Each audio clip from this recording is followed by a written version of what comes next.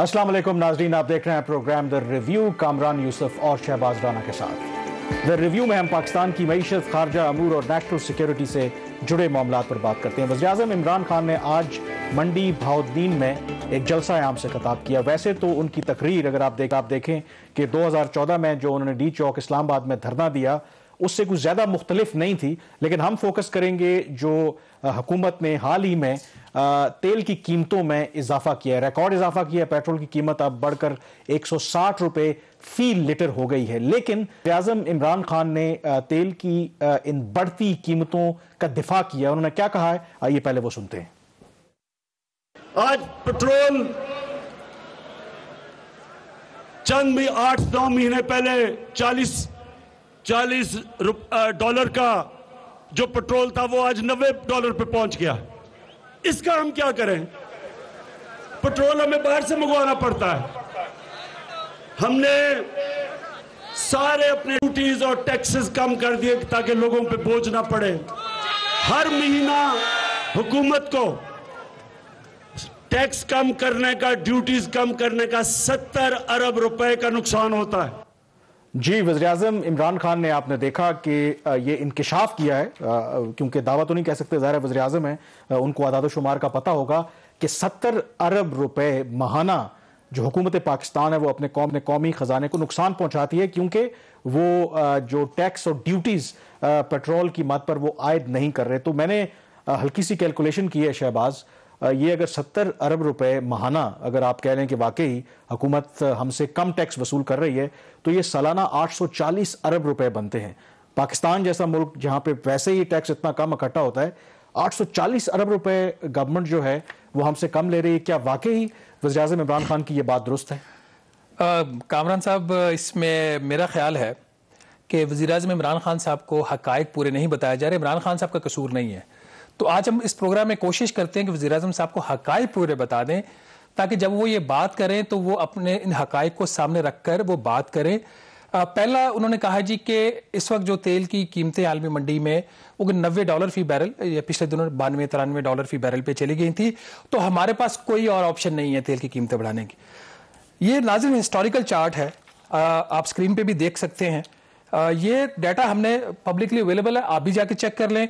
जून 2012 में जो खाम तेल की कीमत थी आलमी मंडी में $99 फी बैरल थी। पाकिस्तान में उस वक्त जो पेट्रोल था 90 रुपए फी लीटर था। उस वक्त जो डॉलर के मुकाबले में रुपए की कदर थी वो 95 रुपए का आपको $1 मिलता था। फिर $109 का हो जाता है एक बैरल जून 2014। PMLN की हुकूमत है, तेल की कीमत जो है वो 108 रुपए फी लीटर हो जाती है, और जो डॉलर के मुकाबले में रुपए की कदर है 99 रुपए का $1 उस वक्त मिलता था।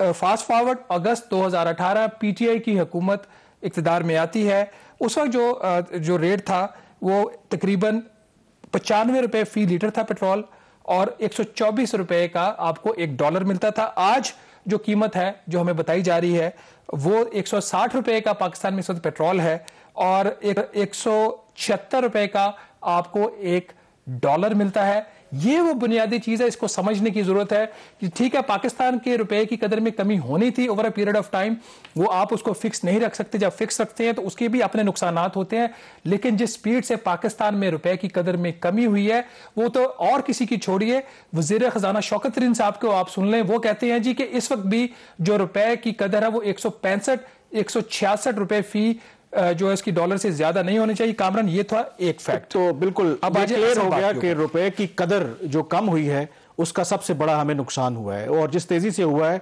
ये तो एक बड़ा क्लियर हो गया। और उसमें आप कह लें कि IMF का तो किरदार होगा, लेकिन उसमें बैनुल-अक़वामी मंडी में तेल की कीमतों का लेना देना नहीं। अब जो असल सवाल है कि गवर्नमेंट ये कह रही है कि चलें ये तो हमारी मजबूरी है, रुपए की कदर भी कम हो गई, उसके अलावा ज़ाहिर है इंटरनेशनल मार्केट में तेल की कीमतें ऊपर जा रही हैं, अपनी जेब से तो गवर्नमेंट पैसे नहीं दे सकती, हम टैक्स कम कर रहे हैं, हम टैक्स नहीं वसूल कर रहे। क्या वाकई ये हकीकत है? अच्छा, ये भी अगेन जब ये वज़ीर-ए-आज़म साहब ने मंजूरी दी होगी 15 फरवरी को तेल की कीमतें बढ़ाने की, तो उन्होंने उसी दिन पेट्रोल के ऊपर जो पेट्रोलियम लेवी है उसको उन्होंने तकरीबन 10 रुपए से बढ़ाकर उसके ऊपर थी 14 रुपए फी लीटर थी, उसको बढ़ाकर कर दिया इन्होंने तकरीबन 18 रुपए फी लीटर।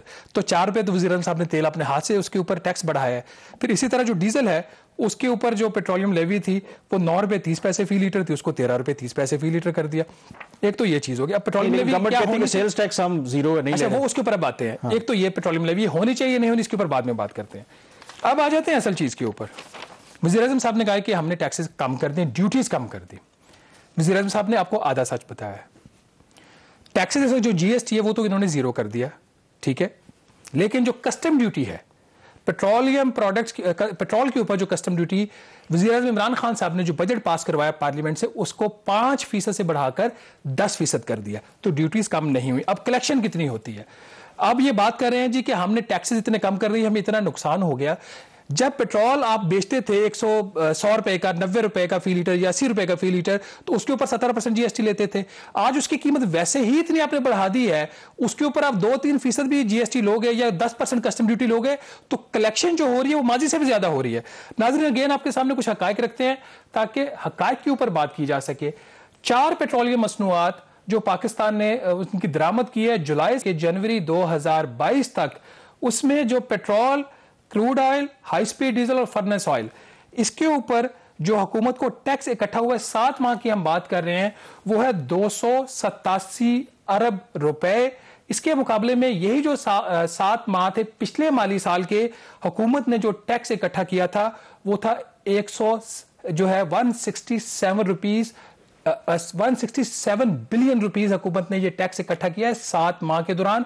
तो इसमें इजाफा अभी तक हुकूमत कितना ले चुकी है, तकरीबन इसमें 141 अरब रुपए का हुकूमत ने 7 माह में इन सिर्फ 4 पेट्रोलियम मसनूआत के ऊपर इजाफी टैक्स इकट्ठा किया है, जो कि तकरीबन इनका बनता है 72% जो पिछले साल के मुकाबले में। तो ये एक फैक्ट है। इसमें अगर आप फर्दर आपको डिटेल चाहिए वो भी कामरान हम बता देते हैं। पेट्रोल के ऊपर हुकूमत ने 53 अरब रुपए के मुकाबले में अब तक कोई तकरीबन 7 माह में 70 अरब रुपए के टैक्सेस इकट्ठे किए। ये सिर्फ मैं आपको बता रहा हूं नंबर जीएसटी के, और जो आपकी कस्टम ड्यूटी है इसमें पेट्रोलियम लेवी हम शामिल नहीं अभी कर रहे। तो इसमें इजाफा हुआ 17 अरब या तकरीबन 32%। क्रूड ऑयल के ऊपर इस हुकूमत ने पहली दफा 17% उसकी इंपोर्ट के ऊपर जीएसटी लगाया जुलाई में, जो अभी भी एग्जिस्ट करता है। क्रूड ऑयल की इंपोर्ट के ऊपर जो पिछला माली साल था 7 माह में इकट्ठा हुआ था 14 अरब रुपया, और अब हुकूमत ने इकट्ठा किया है 92 अरब रुपए। इसमें 536% इजाफा हुआ है। हाई स्पीड डीजल ज़राअत में इस्तेमाल होता है, ट्रांसपोर्ट में इस्तेमाल होता है, और महंगाई के one of the main factors है नाज़रीन। उसके ऊपर जो टैक्स इकट्ठा हुआ है पिछले साल ये कोई 30 अरब रुपए था, अब ये तकरीबन 60 अरब रुपए है, 100% इजाफा यहां पे हुआ है। और फर्नेस ऑयल जो आपका इस्तेमाल होता है बिजली बनाने के लिए, जिसकी वजह से आपकी फ्यूल प्राइस एडजस्टमेंट में भी आप देख रहे हैं बेतहाशा हर महीने इजाफा हो रहा है। फर्नेस ऑयल के ऊपर जो टैक्स था तकरीबन 9 अरब थे पिछले साल, और इस साल हुकूमत ने अभी तक जो लिया वो 25 अरब रुपया, यहाँ पे 184%। तो प्राइम मिनिस्टर साहब ये हकायक हैं। आपने पहले 7 माह में जीएसटी और कस्टम ड्यूटीज की मद में आपने इकट्ठा किया है तकरीबन 287 अरब रुपया, और जो पिछले 7 माली साल के 7 माह थे उसमें आपने 167 बिलियन रुपीस आपने इकट्ठा किया, 72% या 140 अरब रुपए का इसमें इजाफा है। तो कामरान ये है कंप्लीट फैक्ट, ये कंप्लीट फैक्ट्स हैं। और अभी आपको पता है कि आईएमएफ के साथ जो हमने मुआहदा किया है कि हर माह 4 रुपए पेट्रोलियम लेवी बढ़ानी है और 30 रुपए तक मैक्सिमम लेके जाना है। तो इसका मतलब है कि अभी भी 12 रुपए का क्वेश्चन मौजूद है। उसमें पेट्रोलियम लेवी अगर 30 रुपए तक जाएगी तो फिर भी ये भी थोड़ी सी बात कर लें। ये भी जो है पेट्रोलियम लेवी में बिल्कुल इस वक्त जो कलेक्शन हुई है हुकूमत की, सिर्फ 6 माह का जो फिगर है वो 70 अरब रुपया हुई है, जो पिछले साल में ये थी 275 अरब रुपया। यहां पे हुकूमत को तकरीबन 205 अरब रुपया कम इकट्ठा हुआ है। अब सवाल ये है कि हुकूमत जीएसटी भी ले रही है, हुकूमत कस्टम ड्यूटी भी ले रही है, हुकूमत फिर पेट्रोलियम लेवी क्यों ले रही है? आप दुगना टैक्स लेना चाह रहे हैं? अब कितना तो आप कान इधर से पकड़े या उधर से पकड़े, है तो टैक्स ना। पेट्रोलियम लेवी का आपने नाम दिया है, वो टैक्स है। देखिए ये कि एफबीआर के खाते में नहीं जाता। यही पेट्रोलियम, ये भी एक ट्रिक है। पेट्रोलियम डेवलपमेंट लेवी के नाम से ये इंट्रोड्यूस हुई, फिर सवालात हुए कि ये भी सूबे ने दावा करना शुरू कर दिया कि डेवलपमेंट के ऊपर आप पैसा लेवी इकट्ठा करें, लेवी में तो हमें शेयर चाहिए। इन्होंने इसको लेवी को इनको चेंज कर दिया, इन्होंने कार्बन टैक्स को। یہ اب آج کی بات نہیں, بہت پرانی بات ہم کر رہے ہیں, جب یہ انٹروڈیوس ہوئی تھی چند سال پہلے. تو کاربن ٹیکس وہ پھر میرا خیال وہ اسٹرائک ڈاؤن ہو گیا, کیونکہ اگر کاربن ٹیکس ہے تو پھر انوائرمنٹ کی ڈیولپمنٹ کے لیے, کلائمیٹ چینج کے لیے آپ کیا خرچہ کریں, وہاں پہ حکومت کر نہیں رہی تھی. اب حکومت یہاں پہ کر رہی ہے سیاست.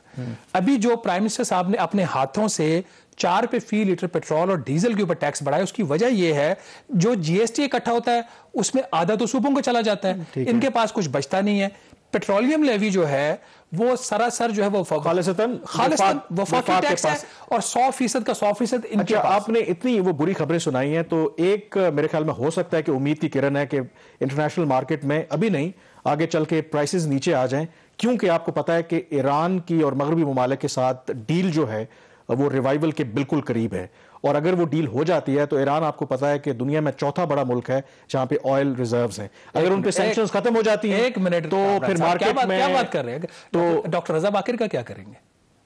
تو وہ اس کا مطلب ہے کہ اگر ادھر سے پروڈکشن انٹرنیشنل پاکستان کا جو اصل مسئلہ ہے نا اس وقت, جو مہنگائی میں بے تحاشا اضافہ ہے, جہاں پہ اس میں کوئی شک والی بات نہیں ہے کہ عالمی منڈی میں تیل کی قیمتیں اوپر گئی, ہم نے آپ کو حقائق بتا دیے.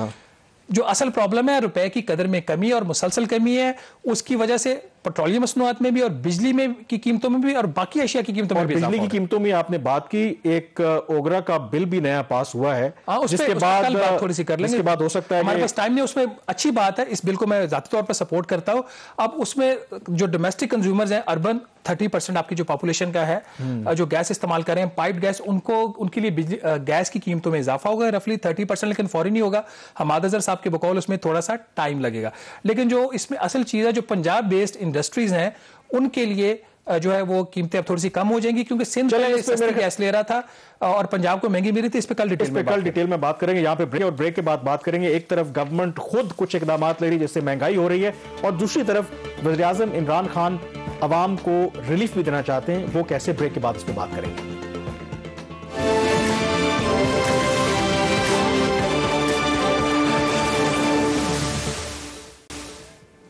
جی, بریک کے بعد ایک دفعہ پھر آپ کو خوش آمدید کہتے ہیں. بریک سے پہلے ہم ذکر کر رہے تھے کہ کس طریقے سے جو تیل کی قیمتوں میں اضافہ ہو رہا ہے پاکستان کے اندر, اس سے غریب بلکہ ہر شخص جو ہے وہ متاثر ہے, اور حکومت کا دعویٰ جو حقیقت کے قریب نہیں ہے کہ صرف بین الاقوامی جو منڈی میں تیل کی قیمتوں میں اضافہ ہوا ہے اس کی وجہ سے ہی پاکستان میں اضافہ کرنا پڑ رہا ہے. ٹیکس جو ہیں وہ بھی ایک بہت بڑا اس کے اندر فیکٹر ہے. اب ایک طرف تو وزیر اعظم اور اس حکومت کے ایسے اقدامات ہیں جس کی وجہ سے مہنگائی میں اضافہ ہو رہا ہے, دوسری طرف وزیر اعظم عمران خان جو پسا ہوا طبقہ ہے, جو غریب یا نچلی سطح کا طبقہ ہے, ان کو ریلیف بھی دینا چاہتے ہیں. اور اس حوالے سے شہباز نے جو سٹوری کی ہے کہ گورنمنٹ یا وزیر اعظم عمران خان کی خواہش ہے کہ 200 ارب روپے ایلوکیٹ کیے جائیں اس کام کے لیے کہ جو مہنگائی سے لوگ متاثر ہیں. ظاہر آپ کو پتا ہے کہ 13% شرح چل رہی ہے مہنگائی کی, تو یہ کیسے ممکن ہے, کیونکہ آپ کو پتا ہے کہ IMF کے پروگرام میں بھی ہیں, ان کی بڑی کڑی شرائط ہیں,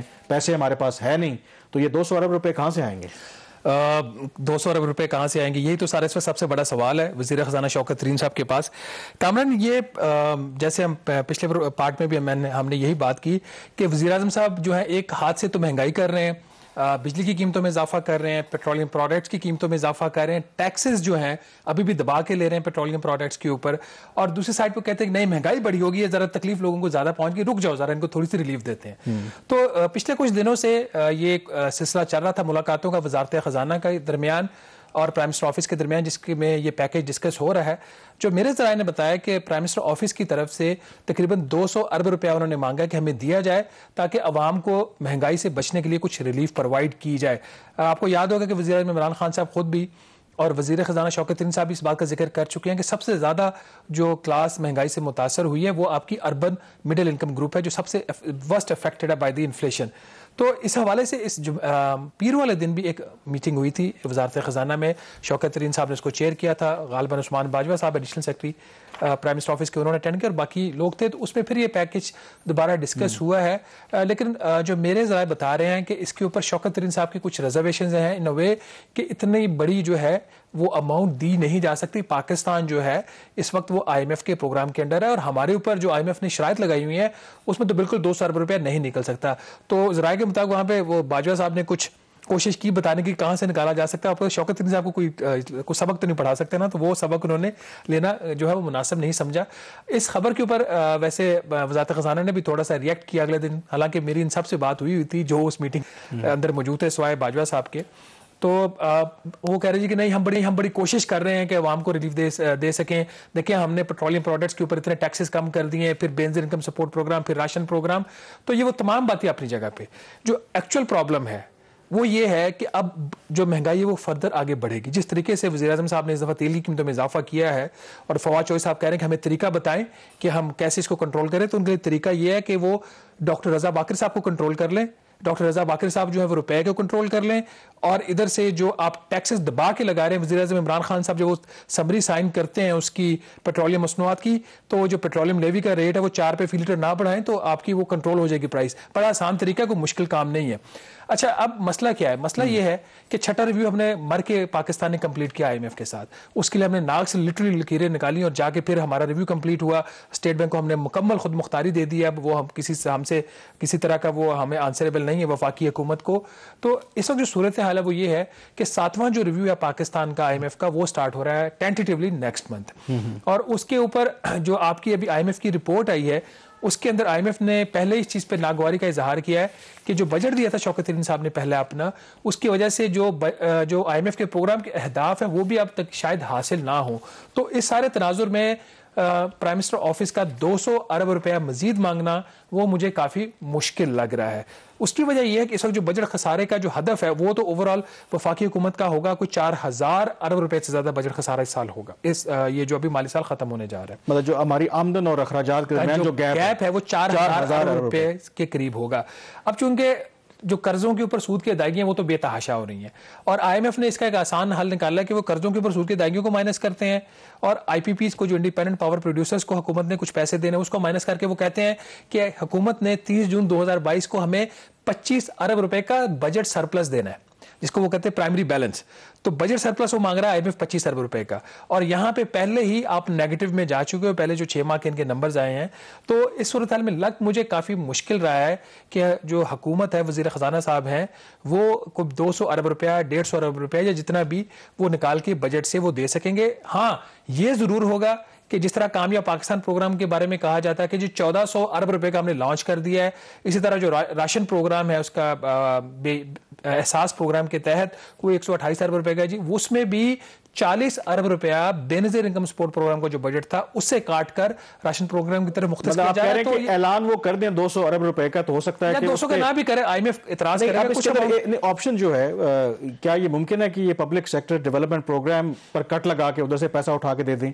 اور دوسرا امپورٹنٹ چیز جو ہے, ظاہر ہے کہ لوگوں کا یہ دلچسپی کا بھی ہے کہ اگر فرض کریں کہ 200 ارب روپیہ پرائم منسٹر کی کہنے پر فائنانس منسٹری نکال بھی لیتی ہے, تو کس طریقے سے کوئی ان کے پاس پلان آف ایکشن ہے کہ کس طریقے سے لوگوں کو ریلیف دیں گے, کیا کریں گے؟ اچھا, یہ بڑا اچھا سوال ہے آپ کا. یہ سوال وزارت خزانہ نے عثمان باجوہ صاحب جو بھی پرائم منسٹر آفس کے لوگ وہاں پہ ان سے بات چیت ہو رہی ہے, ان سے یہ پوچھا کہ پیسہ چاہیے کیوں؟ آپ یہ تو کہہ رہے ہیں ریلیف دینی ہے, تو کدھر سے ریلیف دینی ہے, کیسے دینی ہے؟ تو وہ کہ میکانزم جو ہے ان کے پاس ابھی نہیں ہے. ابھی تو ان کو یہ بھی نہیں پتا کہ ایگزیکٹ اس کے جو انیشیٹوز ہیں وہ کیا ہے.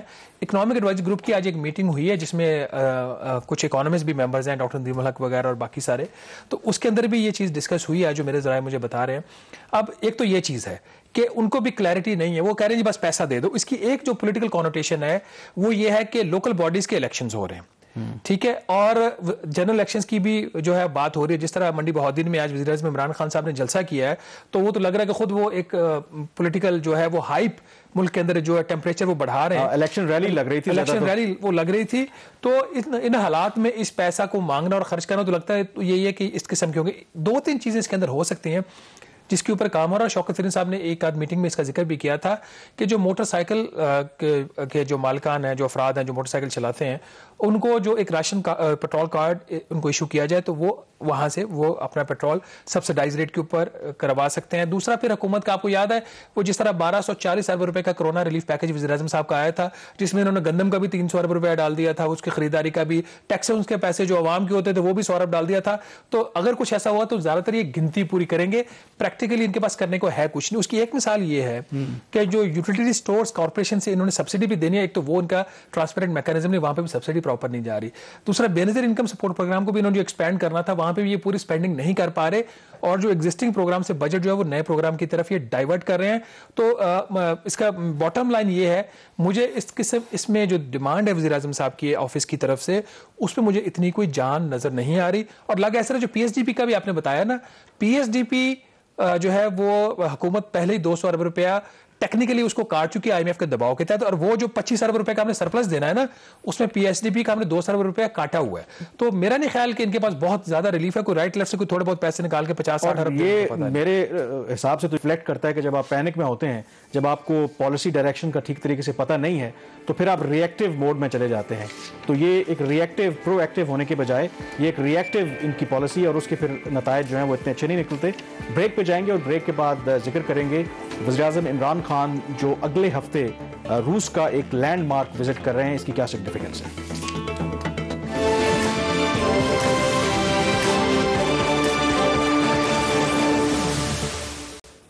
جی بریک کے بعد ایک دفعہ پھر آپ کو خوش آمدید کہتے ہیں. آپ ذکر کریں گے وزیر اعظم عمران خان کا جو دورہ ہے روس کا. دفتر خارجہ نے بھی آج اس کی باقاعدہ طور پر تصدیق کی ہے کہ وزیر اعظم عمران خان اگلے ہفتے روس کا دورہ کر رہے ہیں. یہ کئی حوالوں سے دورہ امپورٹنٹ ہے. ایک اگر آپ خطے کی صورتحال دیکھیں تو اس وقت یوکرین کے معاملے کو لے کر کے روس اور جو مغربی ممالک ہیں ان کے درمیان ایک ٹینشن چل رہی ہے, اور ایسے موقع پر یہ پاکستان کے وزیر اعظم کا دورہ کرنا اس کے بھی اپنے معنی ہیں. لیکن دوسری طرف اگر پاکستان اور روس کے تعلقات کی بات کریں تو تاریخی اعتبار سے جب افغان جہاد ہو رہا تھا, جب پہلی کولڈ وار چل رہی تھی, تو پاکستان اور روس دونوں مخالف کیمپ میں اس میں تھے.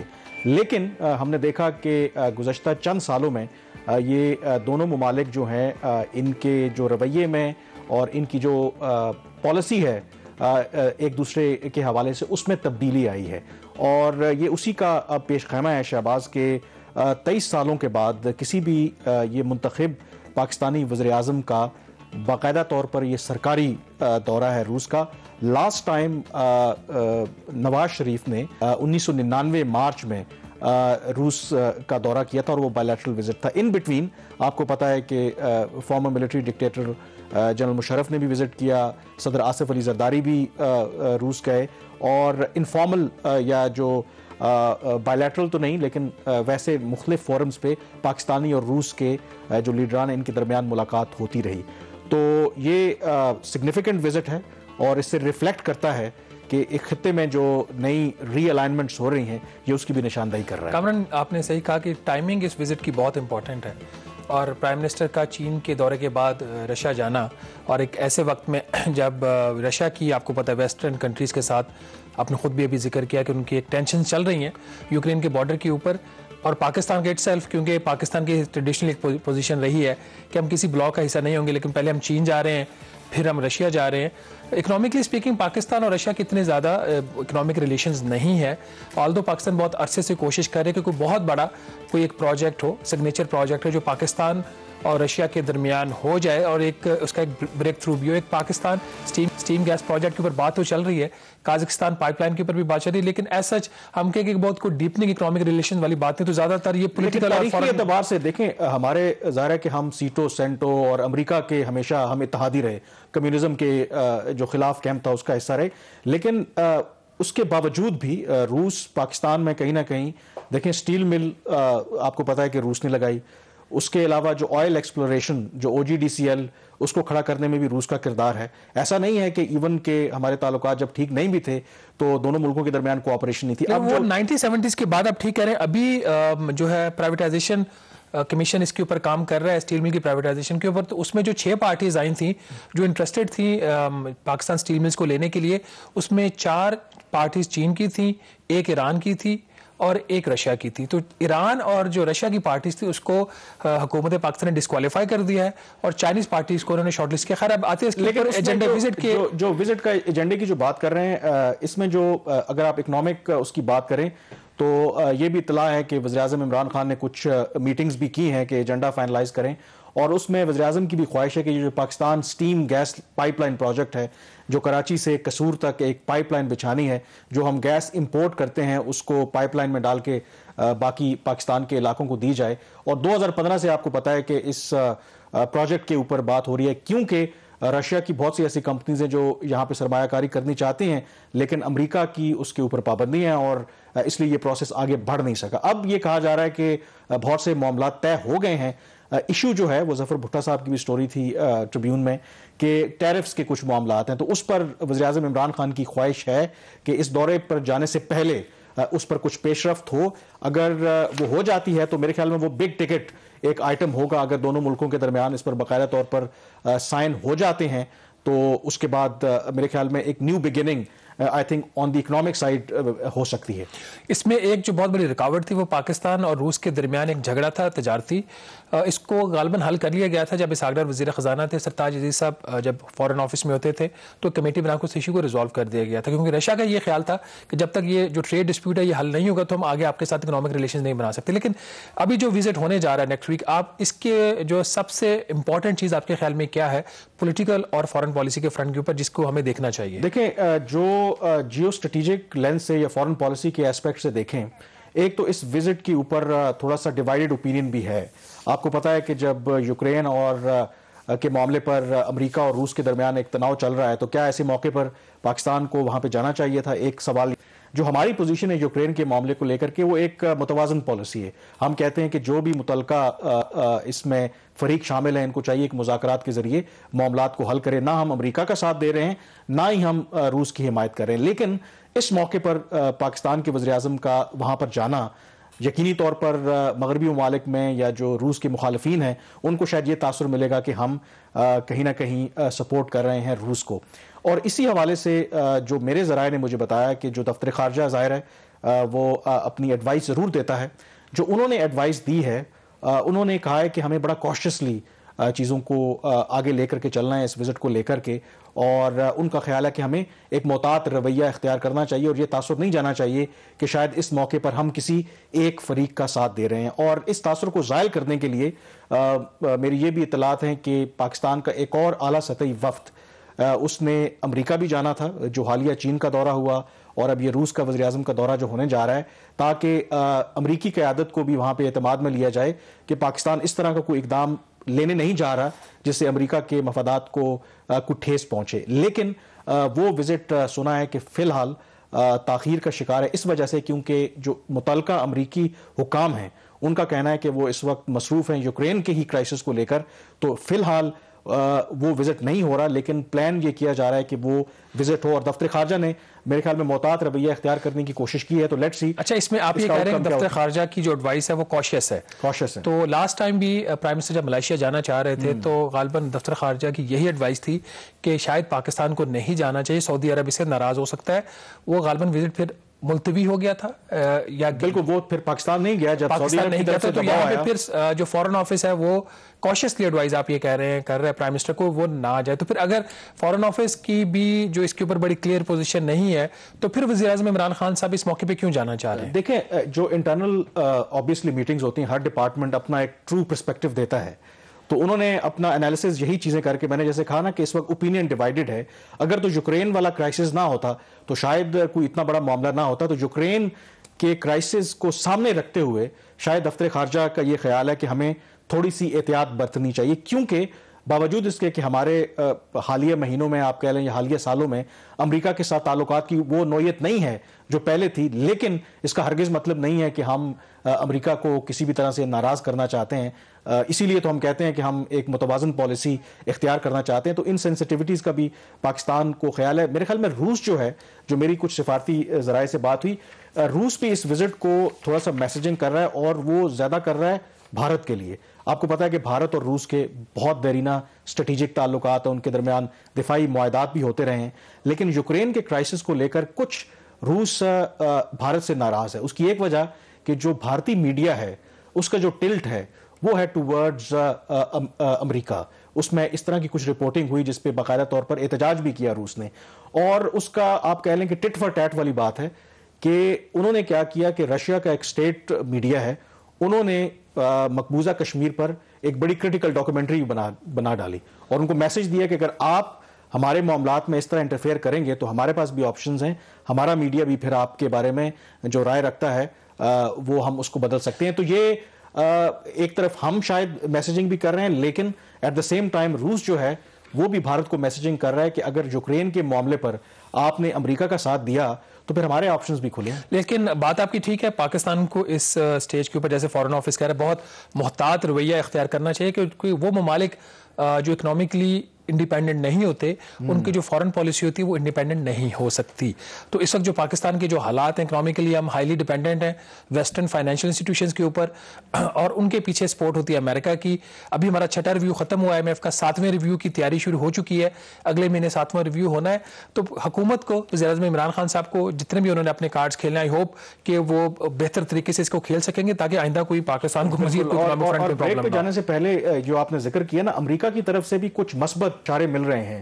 2 روز پہلے ہی امریکہ کے جو اسپیشل انوائے ہیں افغانستان, انہوں نے ایک اہم بیان دیا کہ امریکہ کے پاس کوئی چارہ نہیں ہے سوائے پاکستان کے ساتھ تعاون کرنے کے افغانستان کے معاملے پر, اور ان کا خیال ہے کہ پاکستان کے پاس کچھ ایسے انیشیٹوز ہیں جس کے لیے ہمیں پاکستان کے اوپر ریلائی کرنا پڑ سکتا ہے. اور میری بھی انڈرسٹینڈنگ یہی ہے, سفارتی ذرائع بھی یہ کہہ رہے ہیں کہ جو بائیڈن انتظامیہ پاکستان کے ساتھ ایک انگیجمنٹ چاہتی ہے تو کچھ ایسی میسیجنگ بھی ہو رہی ہے. تو شاید یہ وجہ ہے کہ دفتر خارجہ جو اس موقع پر محتاط رویے کی بات کرے. یہاں پہ بریک لیں گے اور بریک کے بعد اسی موضوع کے اوپر ہمیں مشرف زیدی جوائن کریں گے.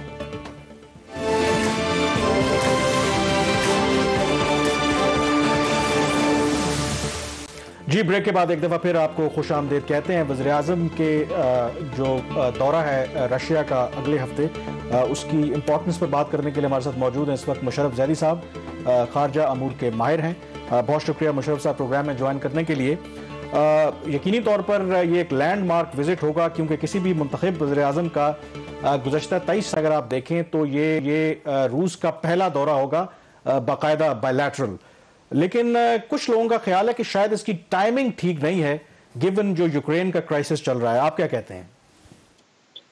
میرا تو خیال ہے کہ یہ ٹائمنگ جتنی مناسب ہو سکتی ہے اس سے زیادہ بہتر ہو گئی ہے, کیونکہ یوکرین کا معاملہ اگر ساتھ چل رہا ہے اور اس کے باوجود بجائے کہ ٹرپ کو کینسل کیا جاتا یا ڈیلے کیا جاتا, جو آپ کو یاد ہوگا شہباز اور کامران خاص طور پہ, کیونکہ کامران تو بہت ہی عرصے سے بڑی پیچیدہ نگاہ سے سب چیزیں دیکھ رہے ہیں فورن افیئرز کی.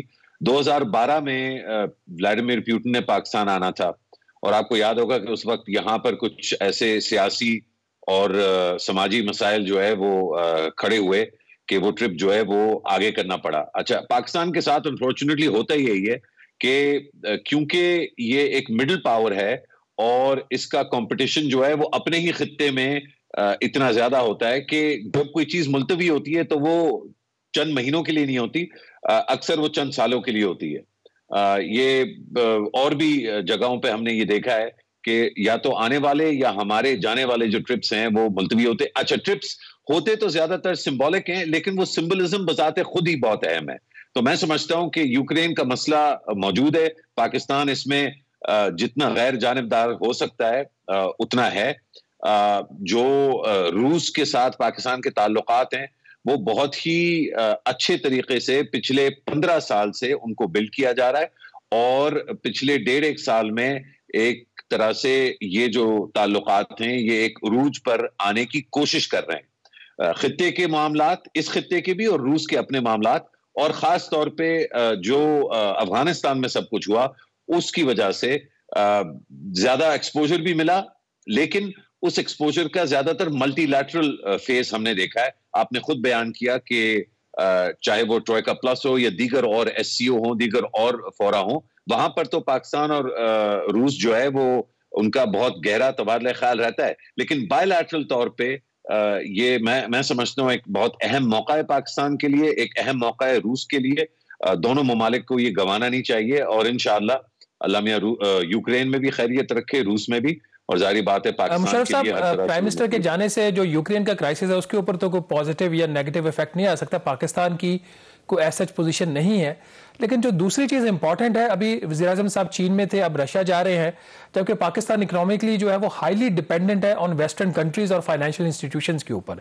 تو اس سے اوور آل جو ایک میسج جائے گا وہ کیا جائے گا ٹو دا ویسٹرن پاورز, اور امپورٹنٹلی اگر امریکہ جو ہے وہ پاکستان سے آہستہ آہستہ وہ ہاتھ جو ہے وہ کھینچ رہا ہے اکنامک فرنٹ کے اوپر, تو آپ سمجھتے ہیں کہ رشیا جو ہے ان اے بگ وے پاکستان کی مدد کر سکتا ہے جس طرح امریکہ امپلیسٹلی اور ایکسپلیسٹلی پاکستان کی مدد کرتا ہے؟ یہ بہت اچھا اور بہت اہم سوال ہے شہباز, اور میرے خیال ہے یہی سوال جو ہے ہم سب کو بطور پاکستانی پوچھنا چاہیے. میرا اس پہ ویو جو ہے وہ یہ ہے کہ پاکستان کا جو طور طریقہ ہے, جو طرز ہے, وہ ڈیفائن ہونا چاہیے کہ پاکستان کے لیے سب سے بہتر کیا ہو سکتا ہے.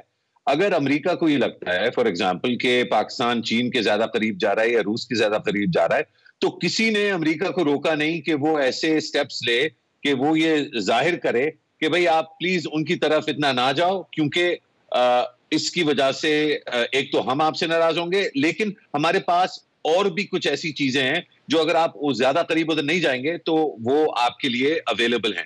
تو ایک تو بالکل ایک تجارتی جس کو یا سودے بازی والا جو اینگل ہے, اس لحاظ سے بھی اگر اس کو دیکھیں, میں نہیں سمجھتا میں دیکھنا چاہیے, لیکن اگر کوئی اس کو دیکھ رہا ہے تو پھر اس لحاظ سے بھی روس کے ساتھ, چین کے ساتھ تعلقات بہتر کرنا, خاص طور پہ ایسے وقت پہ پاکستان کو اشد ضرورت ہے مغربی اداروں کی اور مغربی ممالک کی سپورٹ کی. اس میں کوئی, میں نہیں سمجھتا کہ کوئی ہیزیٹیشن ہونی چاہیے, اور جس طرح سے پاکستان اس کو پرسو کر رہا ہے اس میں کوئی اتنا بڑا مسئلہ نہیں ہے. ہاں, جو اصل سوال ہے وہ یہ ہے کہ کیا پاکستان اگر امریکہ سے زیادہ دوستی چاہتا ہے, زیادہ ہم آہنگی چاہتا ہے, تو کیا کوئی ایسی چیز ہے جو پاکستان کر سکتا ہے جس سے امریکہ آمادہ ہو جائے؟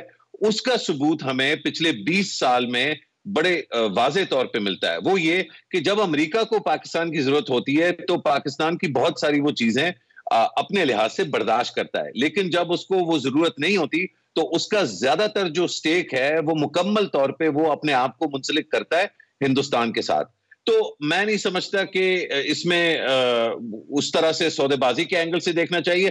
100% پاکستان کا جو موقف ہے وہ ہے اور رہنا چاہیے کہ نہ ہم کسی ایک کیمپ میں ہیں نہ دوسرے کیمپ میں ہیں, ہم سب کے ساتھ دوستی کریں گے. اگر کوئی ایڈ دینا چاہتا ہے تو وہ ہم سب سے لیں گے, اگر کوئی کنسیشنری لونز دیتا ہے تو وہ ہم سب سے لینے کو تیار ہیں, اور اگر کوئی ہمارے ساتھ زیادتی کرتا ہے تو ہمارے پاس آپشنز ہیں کہ جس نے ہمارے ساتھ زیادتی کی اس کو ہم یہ جواب دے سکیں کہ دیکھو یار, ہم اکیلے نہیں کھڑے, ہمارے ساتھ ملک اے, ملک بی اور ملک سی بھی کھڑے ہیں.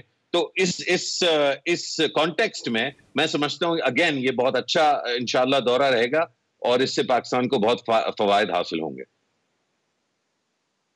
اچھا مشرف صاحب, آپ نے کہا کہ ہماری پبلکلی پوزیشن یہی ہے کہ ہم کسی کیمپ پالیٹکس کا حصہ نہیں بنتے, لیکن اگر ان ریالٹی دیکھیں کہ ریئل پالیٹکس میں شاید پاکستان جس خطے میں واقع ہے آپ کو ایٹ ٹائمز فیصلہ لینا پڑتا ہے. میجورٹی جو ہمارا ایگزسٹنس رہی پاکستان کی, ہم تو امریکہ کے اتحادی رہے ہیں, نقصانات ہوئے ہمیں, لیکن ہمیں بہت سے فوائد بھی ہوئے, جو آپ کا ملٹری ہارڈ ویئر ہے یا ادروائز جو آپ کو ایڈ ملی یا جو باقی معاملات ہیں, امریکہ سے آپ نے فائدہ اٹھایا. اب سوال یہ ہے کہ اگر پاکستان اس سٹیج پہ آ جاتا ہے جہاں پہ آپ کو چوز کرنا پڑتا ہے, ہماری ریلیشن شپ کی ایک اور بھی ایشو رہا ہے نا کہ ہم اکثر اپنے دوستوں سے بیل آؤٹ پیکیجز پر ہی بات کرتے ہیں, تو کیا روس جیسا ملک جو ہے وہ ہمیں اس طرح کے فائنینشیل بیل آؤٹ پیکیجز دے سکتا ہے, آپ کو لگتا ہے ان فیوچر؟ دیکھیے, نہ چین نہ روس اس طرح کے بیل آؤٹ پیکیجز دے سکتے ہیں جو بین الاقوامی ادارے پاکستان کو اکثر دیتے ہیں, اور جہاں پہ جو پڑ رہا ہے وہ جاپان, امریکہ اور دیگر مغربی ممالک کا زیادہ بھاری ہے. تو اس میں تو کوئی دو رائے ہو نہیں سکتی کہ کیا روس ریپلیس کر سکتا ہے امریکہ کو, کیا چین ریپلیس کر سکتا ہے امریکہ کو, نہیں. اور اسی لیے میں سمجھتا ہوں کہ جو موقف ہے پاکستانی وزارت خارجہ کا, اس وزیر اعظم کا بھی, ان سے پچھلے کا بھی, اس آرمی چیف کا بھی, ان سے پچھلے والوں کا بھی, سب کا میرا خیال ہے بیک وقت ہو یا ڈفرینٹ ٹائمز پہ ہو, لیکن ایک کنسسٹنسی رہی ہے پاکستان میں کہ پاکستان افورڈ نہیں کرتا کہ امریکہ جو ہے اس سے ناراضگی یا دشمنی یا ایون دوستی خراب کرے. اچھا, बेहतरीन जो मैं समझता हूं बयान अभी कुछ दिन पहले आया, जिससे बहुत सारे जो नर्वस पाकिस्तानी सेंटिमेंट्स हैं उनको थोड़ी सी तस्कीन नहीं तो कम से कम तसल्ली जो है वो मिलनी चाहिए। वो नेड प्राइस का बयान था। आप लोग मुझसे बेहतर जो है इसको फॉलो करते हैं, आपने देखा होगा कि जब उनसे पूछा गया कि भाई ये पाकिस्तान तो बीजिंग ओलंपिक्स पे भी जा रहा है और आगे रूस भी जा रहा है, तो नेट प्राइस जो उनके वजारत खारजा के स्पोक्स पर्सन है अमेरिका के स्टेट डिपार्टमेंट के, उन्होंने फरमाया कि देखें पाकिस्तान अमेरिका का एक स्ट्रेटेजिक इत्तेहादी है, ये हल्के अल्फाज नहीं है। इस मौके पे 15 अगस्त के बाद तालिबान का वापस आ जाने के बाद उसके बावजूद ये कहना उनका, इससे मुझे कम से कम ये सिग्नल मिलता है कि हम अभी भी पाकिस्तान के साथ अच्छे ताल्लुकात जो है वो रखेंगे और कोई एज सच दुश्मनी वाला सीन नहीं है। हम समझते हैं कि पाकिस्तान ने मुशर्रफ ज़ैदी साहब स्लाइटली यहाँ पे मैं आपसे डिफर करूंगा। ये बात तो आपने ठीक कही कि वो उनके जो स्पोक्स पर्सन की तरफ से एक स्टेटमेंट आई कि अभी भी स्ट्रेटेजिकली वो पार्टनर है पाकिस्तान के। प्रैक्टिकली आप समझते हैं कि पाकिस्तान ऐसा कोई काम नहीं कर रहा जिससे अमेरिकन नाराज ना हो? आज भी वज़ीर-ए-आज़म इमरान खान साहब ने मंडी बहाउद्दीन में कहा जी कि अड्डे देने के लिए मैंने इनकार किया था, इससे पहले माजी में किसी की जरूरत नहीं हुई ये बात करने की। और इस तरह के जो बयानात हैं कि हम आपको बेसिस नहीं देंगे और ये कि आप जो है वहां पे तालिबान का जो फतह है उसके ऊपर जो स्टेटमेंट, मैं पर्सनली जानता हूं कि इसके ऊपर तो अमेरिकन काफी नाराज हैं जो है पाकिस्तानी लीडरशिप के साथ, कोई इस तरह के जो बयान है वो पब्लिकली दे रहे हैं। तो डू यू थिंक कि हमारी जो सिविलियन और मिलिट्री लीडरशिप है वो दोनों सेम पेज के ऊपर है when it comes to having good relations with America versus Russia and China? मेरा ख्याल है कि सिविलियन और मिलिट्री लीडरशिप एक नेचुरल जो है इनमें एक तनाव है, और वो जितना भी आप जबरदस्ती वन पेज बना लें, हमने पिछले 3 साल में वाज़े तौर पे देखा कि वन पेज बनाते बनाते नहीं बनता। उसकी वजह बड़ी सिंपल है, ये लॉज ऑफ नेचर और ग्रेविटी के खिलाफ है कि एक जो बड़ा ओहदा है मुल्क का सबसे बड़ा और वो है वजीर आजम, वो अपने आप को किसी और दफ्तर के या किसी और शख्सियत के ताबे करे, ये नेचुरल नहीं है। तो ये एक अननेचुरल चीज है। तो चाहे वो नवाज शरीफ हो या इमरान खान हो, थोड़ा बहुत तनाव, कॉन्फ्लिक्ट, डिसएग्रीमेंट जो है वो फौजी क़यादत के साथ था, रहा और रहेगा। थोड़ा ज्यादा बाहर आके उभरा है पिछले चंद महीनों में, चंद हफ्तों में खास तौर पे, लेकिन ये कोई नई चीज या ऐसी चीज नहीं है जिससे हमें घबराना चाहिए। जहां तक के पब्लिक बयानात की बात है, मेरा आपको पता है और इसीलिए आप मुझसे पूछ रहे हैं, मेरा ये मौक़िफ़ है कि जो हसास ममालिक हैं पाकिस्तान के लिए, उनमें अमेरिका शामिल है, वहां पर बयानबाजी नहीं करनी चाहिए। और जो अपने ऊपर काबू पाकिस्तानी लीडर्स करते हैं जब वो ईरान के बारे में बात करते हैं, हालांकि ईरान बहुत सारी ऐसी चीजें कर रहा है एक्टिवली जिससे पाकिस्तानी लीडरशिप नाखुश है, लेकिन कोई बयान नहीं आता। तो जितना ख्याल अगर हम ईरान का रखें उतना अमेरिका का भी रखें तो बहुत अच्छा होगा पाकिस्तान के लिए। लेकिन बयानबाजी जो है वो ताली जिस तरह होती है उस तरह बयानबाजी भी 2 हाथ से बचती है। आपने खुद देखा पिछले 10-15 साल में कौन सा मौका जो है वो छोड़ा किसी अमेरिकी सदर ने या उनका स्टेट डिपार्टमेंट के जो सेक्रेटरी ऑफ स्टेट होते हैं या पेंटागन के या CIA के जो हेड होते हैं कि किसी ना किसी तरह पाकिस्तान को जरूर डांटा जाए। तो अगर मेरा व्यू नहीं है, मैं समझता हूं खान साहब को इस तरह नहीं करना चाहिए, लेकिन अगर वो कर रहे हैं और वो गैलरी को प्ले कर रहे हैं, यानी कि वो अपने वोटर्स को और पाकिस्तानी अवाम को एक तरह से खुश करने के लिए भी, उसका एक एलिमेंट ये भी है, तो ये एक जमहूरियत है। यहाँ पे इस तरह के एक लीडर के साथ डील करना अमेरिका के लिए इतना मसला नहीं होना चाहिए। बहुत शुक्रिया मुशर्रफ ज़ैदी साहब। अब देखते हैं कि ये जो विजिट होने जा रहा है, ज़ाहिर है इस हम नज़र रखेंगे कि इसका आउटकम क्या निकलता है और पाकिस्तान का इससे कितना फ़ायदा होता है इस विजिट से पाकिस्तान को। प्रोग्राम द रिव्यू से इतना ही। मुझे कामरान यूसुफ और शहबाज राना को अब इजाज़त दीजिए। अल्लाह हाफ़िज़।